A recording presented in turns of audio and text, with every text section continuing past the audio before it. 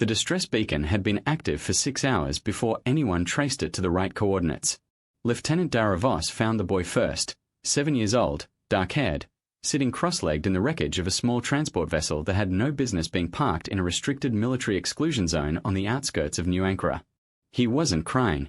He was eating a protein bar he'd found in the emergency kit, watching her with eyes that were too calm for someone surrounded by smoke and bent metal. "You alone?" she asked.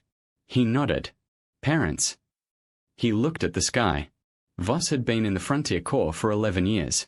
She'd pulled survivors from crash sites, combat zones, and collapsed habitats. She'd seen every kind of shock a person could carry. But something about this boy made her hand stay near her sidearm without her meaning to put it there. Not because he was dangerous. Because the wreckage around him wasn't right. The alloys were wrong. The geometry of the hull sections didn't match any registered civilian or military class she recognized. And the beacon, when she'd followed its signal, it wasn't broadcasting on human frequencies. She had reached it only because her comms array had a legacy receiver installed for deep space translation protocols. A piece of equipment her commanding officer called obsolete. She called it insurance. "What's your name?" she asked. "Kale," he said. "Kale what?" He took another bite of the protein bar. "Just Kale." She called it in as a standard rescue. Unaccompanied minor. Unknown vessel origin. She didn't mention the alloys. She didn't mention the beacon frequency. She wasn't sure why. Something in the way the boy looked at the sky, not searching, not afraid, just waiting. The recovery team arrived in 20 minutes. Kale walked with them without resistance, without questions, carrying nothing. He had no ID. No implant registry. No biometric match in any planetary database.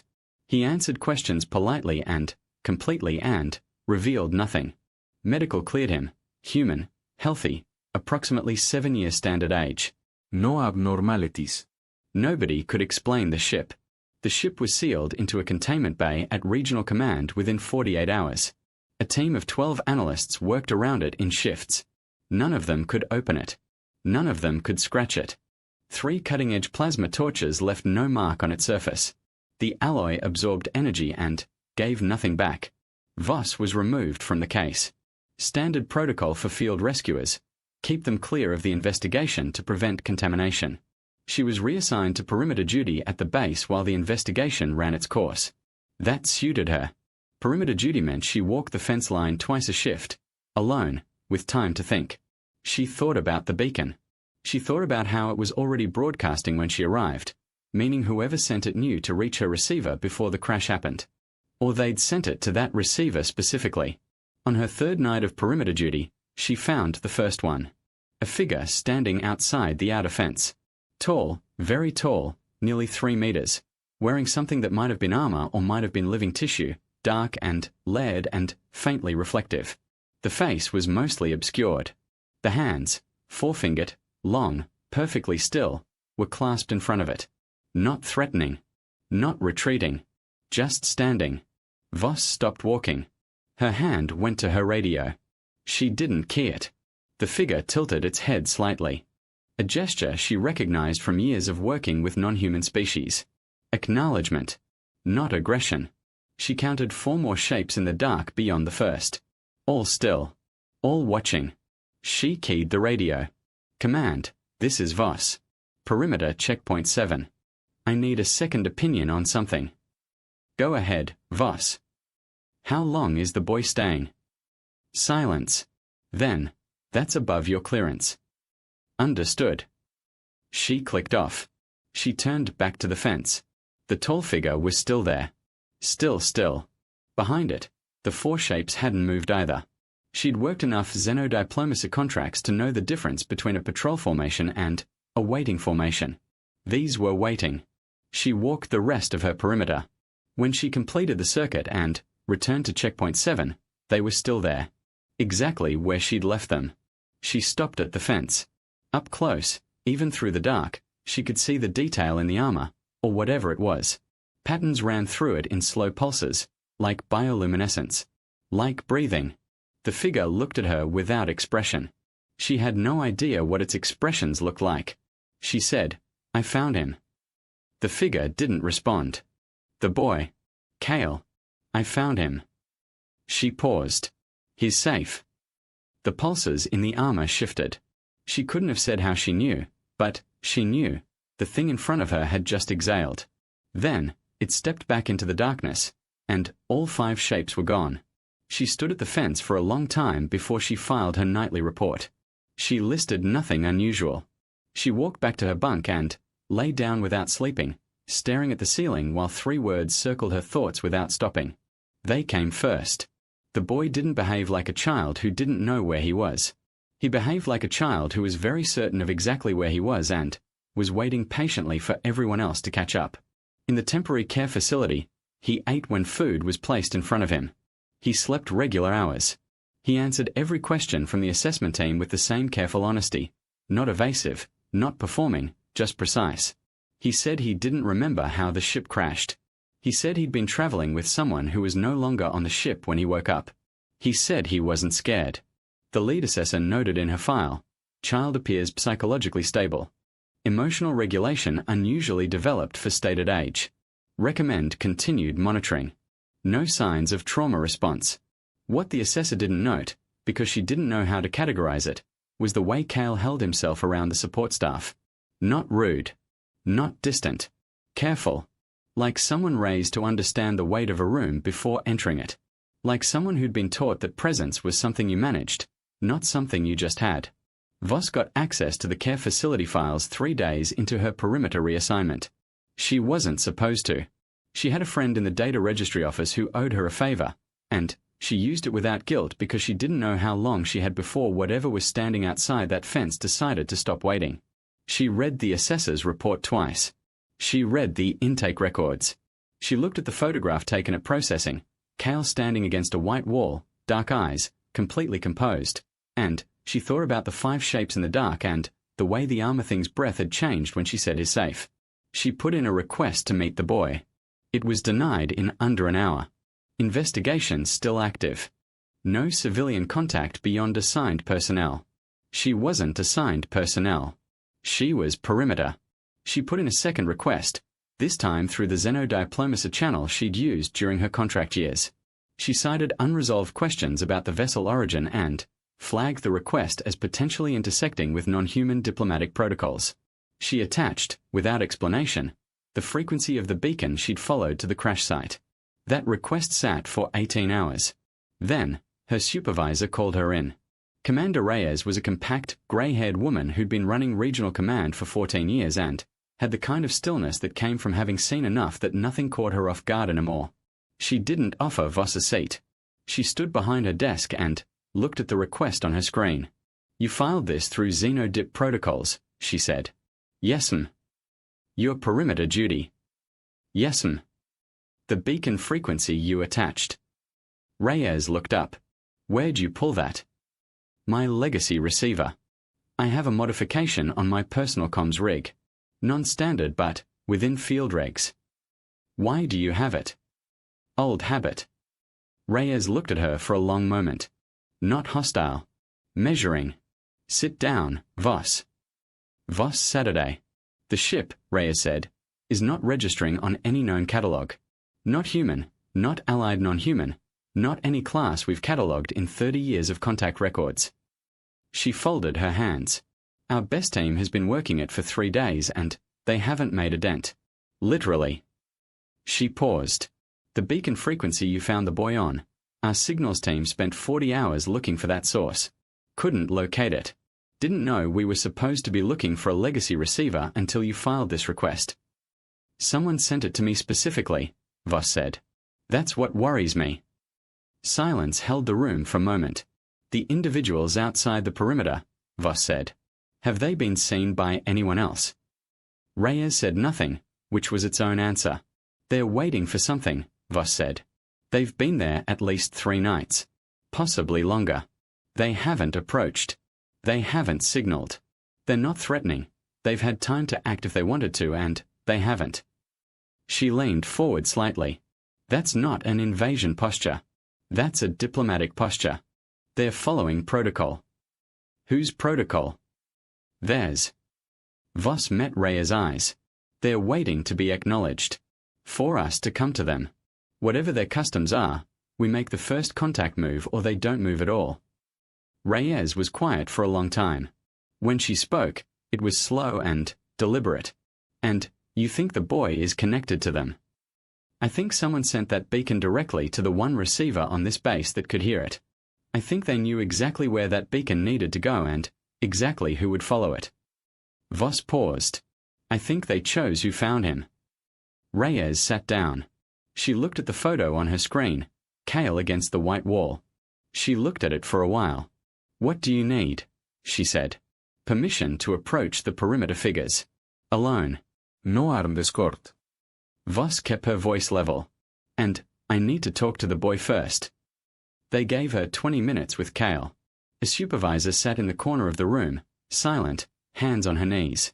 Cale sat at the small table with both hands flat on the surface, watching Voss come in like he'd been expecting her specifically. She sat across from him. She didn't have a file or a tablet. She just Saturday. Hi, she said. You found me, he said. Not a question. Yeah. She kept her voice easy. How'd you know? You smell like the crash site. He said it matter-of-factly. Not unkind. The smoke. It stays in fabric. She looked at him for a moment. 7 years old. Sitting like a 30-year-old diplomat at a negotiating table. Are you okay? She asked. Yes. Are you scared? He considered this seriously, which she appreciated. He didn't just say no. He actually thought about it. A little, he said. Not about me. Who are you scared about? He looked at the table. For just a second, just a flicker, he looked exactly his age. She doesn't know the rules here, he said quietly. She'll wait too long. She'll think asking is weakness. Voss kept her expression completely calm. Asking who? Cale looked up at her. His eyes were dark and steady and held something in them that had no business being in a 7-year-old's face. Something ancient and careful and deeply tired. My mother, he said. Voss breathed once. Slowly. Tell me the rules, she said. Her rules. How does she wait? What does she need to see before she moves? And, Cale, 7 years old, eating protein bars in crash wreckage, sitting like royalty in a plastic chair, told her everything. The walk to the outer perimeter fence took 4 minutes. Voss did it alone, as agreed, with her sidearm holstered and her hands visible. The floodlights behind her cast her shadow long across the ground ahead. The darkness beyond the fence absorbed it. She stopped at the fence. She waited. 30 seconds. A minute. The wind moved through the scrub grass on the other side. Then, the figure appeared. Same position. Same stillness. The slow pulses moved through the armor tissue like a heartbeat. The 4 shapes held their positions behind it, further back tonight, giving space. Voss pressed her hands flat against the fence, palms out, fingers spread. The gesture Cale had described. Open hands, held still, at the boundary line. Not reaching through. Not retreating. Holding the boundary and showing empty hands at the same time. It means, I am at your threshold. I have nothing hidden. I wait for your word. The figure looked at her hands. The pulses shifted. Then, it raised one hand, forefinger spread, mirroring hers exactly, and held it against its chest. Not at the fence. At its chest. It means, I receive what you offer. I carry it. Voss said, clearly, in the direction of the figure, Cale is safe. He is healthy. He is unharmed. She paused. I would like to return him to you. The figure lowered its hand. The pulses in its armor ran fast and bright for just a moment, then steadied. It stepped forward for the first time. Not through the fence. To the fence. 3 meters away. Close enough that Voss could see the detail she'd missed in the dark on other nights. The way the face wasn't entirely obscured, just framed. High-arched features. Eyes that caught the distant floodlight and held it strangely, like they were made to see in frequencies she couldn't imagine. A stillness in the whole body that wasn't absence of emotion. It was control of emotion. A grip so total it looked like peace. She'd seen that grip before. 40 minutes ago. In a plastic chair. In a boy with dark eyes who'd been scared for his mother. Voss kept her voice steady. I didn't know who he was when I found him. I didn't know who you are. She paused. But I'd like to. If that's something you're willing to consider. Behind the figure, one of the four shapes moved forward. It carried something, a flat case, held out in both hands. An offering. The figure looked at it briefly, then looked at Voss. It said something. Her translator caught fragments, rebuilt them, struggled, caught more. It wasn't a language in any database. But the tone was unmistakable. The supervisor monitor in her earpiece crackled. The signals analyst on duty said quietly, Voss, we are getting structured output.